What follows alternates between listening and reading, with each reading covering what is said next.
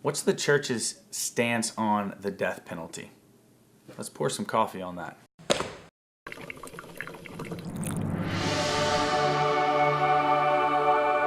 Hello, good morning, afternoon, evening, whatever time it is, middle of the night. You are watching Coffee Talk with Father Brad Doyle, where we drink coffee and talk about Jesus. What is the church's teaching on the death penalty? Recently, Pope Francis made some headlines, or what the headline said, that he changed the church's stance on the death penalty. Throughout Christian history, the death penalty, or capital punishment, as said also, was allowed for the protection of the common good. But it wasn't about vengeance or even fulfilling justice. It was a part of the church's understanding of just war theory or self-defense. It was in order for the common good, to protect society, protect innocent human lives. As it was stated before Pope Francis changed the paragraph of the Catechism, 2267, this is what John Paul promulgated previously in the Catechism. It says this: assuming that the guilty party's identity and responsibility have been fully determined, the traditional teaching of the Church does not exclude recourse to the death penalty, if this is the only possible way of effectively defending human lives against an unjust aggressor.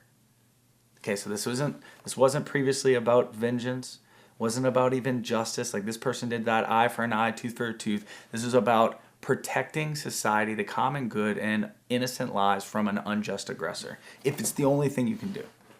And it goes on.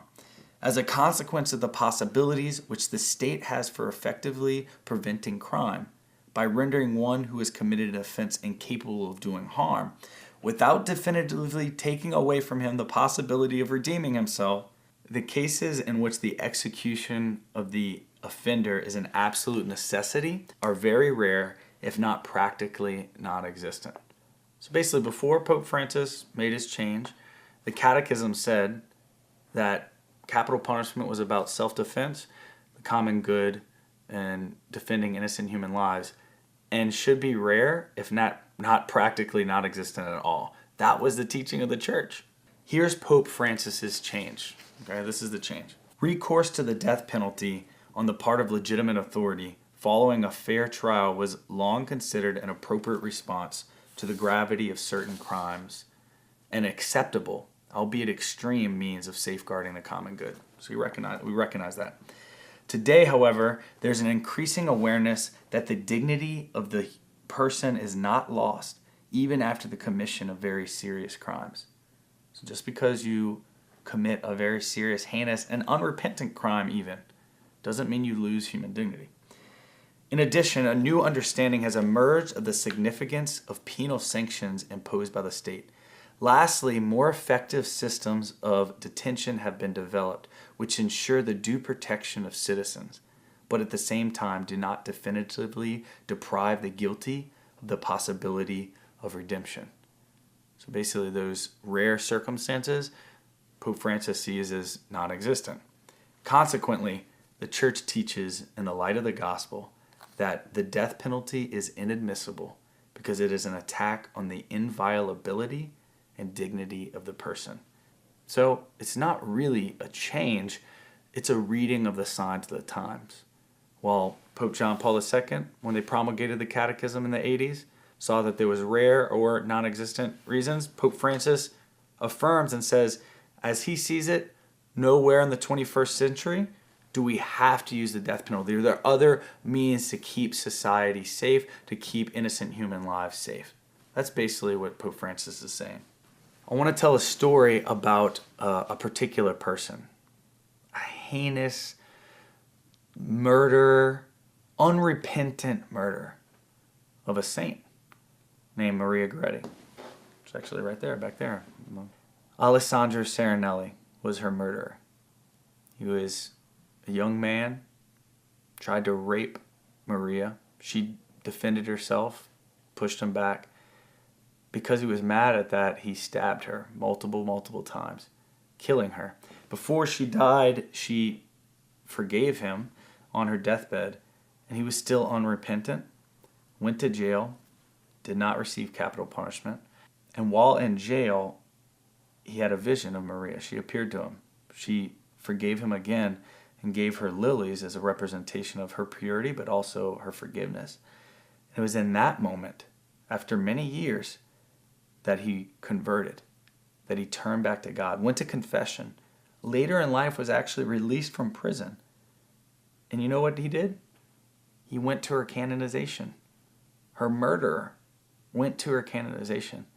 And then he joined a Franciscan monastery and became a religious brother.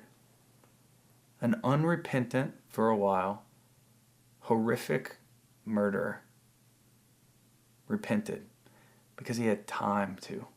The ability to repent is a main reason why we would not commit someone to death, because we're taking away that time. Do you have to like what Pope Francis says? No. Do you have to fully understand it or even agree with it fully? No. But you're not a Christian because you like everything Jesus says. In fact, a lot of people didn't like what Jesus said. It offended them. It went against their understanding of the world, the understanding of their own morality, understanding of their own life. And they didn't like it. And you're not a Catholic because you like everything the church says, or that everything the church says fits into your worldview. In fact, you're Catholic because you're fallen. I mean, me included, we're all fallen. And we need to be molded. We need to be shaped. We're not the saints we are called to be yet. And so Christ, through his church, shapes us. St. Augustine said this about the gospel.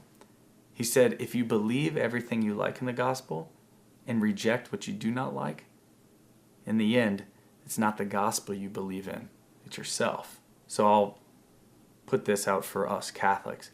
If we believe everything we like in the church's teaching, whatever that means, right? Capital punishment, just wages, the respect for immigrants, abortion. If we just believe what we like, what fits into our political framework, our understanding of the world, our personal feelings and emotions, if we only believe that which we like, what the church teaches, and reject what we do not like, it is not the church in which we believe. It's ourself. And we're fallen. We're broken. We can be wrong. At the end of the day, I'd rather put my faith in Jesus Christ and his leadership and guidance of the church and have a sure foundation for my path to holiness.